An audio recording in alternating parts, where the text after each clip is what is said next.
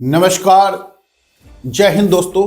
भारत में 2796 भाषा बोली जाती है, लेकिन धीरे धीरे अधिकतर भाषा विलुप्त होने के प्राय स्थिति पे बनती जा रही है। इसका मेन कारण है जो सरकार द्वारा उसका अनदेखा किया जाना। जिस दिल्ली में हम बैठे हैं उस दिल्ली में ही सैकड़ों भाषा बोली जाती है, लेकिन उनके संरक्षण, उनके बढ़ावा देने के लिए सरकार द्वारा कुछ भी नहीं किया जा रहा। नेशनल यूथ पार्टी की सरकार बनने पर पंजाबी, उर्दू, संस्कृत के साथ ही मैथिली, भोजपुरी, राजस्थानी को भी दिल्ली का द्वितीय राजभाषा बनाया जाएगा। साथ ही दिल्ली में जिन भाषाओं को दिल्ली में 5 लाख से अधिक बोलने वाले लोग होंगे, उन भाषाओं का अलग अलग अकादमी तैयार किया जाएगा। और जो भाषा दिल्ली में 5 लाख से कम बोली जाती है लेकिन पूरे भारत में 20 लाख से ज्यादा बोली जाती है, तो देश की राजधानी होने के कारण हमारी जिम्मेवारी है।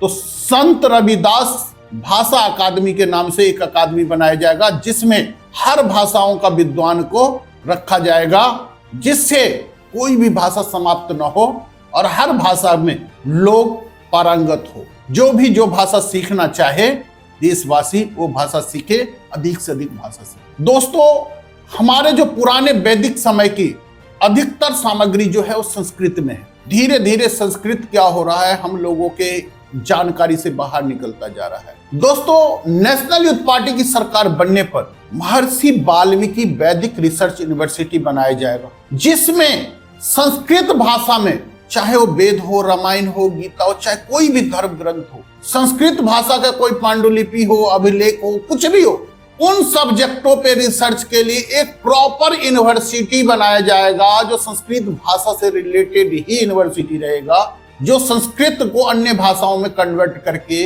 और उनमें लिखे हुए चीजों को डेवलप करके, रिसर्च करके आम जन तक को उसमें कैसे लाभ दिया जा सके, उस पर काम किया जाएगा। ये हमारा मेन एजेंडा है भाषा पर। मैथिली, भोजपुरी, राजस्थानी को पंजाबी, उर्दू और संस्कृत के साथ ही दिल्ली में द्वितीय राजभाषा देना, 7 नई भाषा अकादमी बनाना, जो भी भाषा 5 लाख या उससे ज्यादा दिल्ली में बोली जा रही है, संत रविदास भाषा अकादमी बनाना, जिसमें कोई भी पूरे भारत में 20 लाख या उससे ज्यादा बोली जाने वाली भाषा होगी, उन सारे लोगों, भाषा के विद्वानों को उसमें शामिल कराना, और महर्षि वाल्मीकि वैदिक रिसर्च विश्वविद्यालय जो संस्कृत आधारित रिसर्च सेंटर होगा, इसका स्थापना करना, ये नेशनल यूथ पार्टी का मेन उद्देश्य है सरकार में आने पर। धन्यवाद, नमस्कार।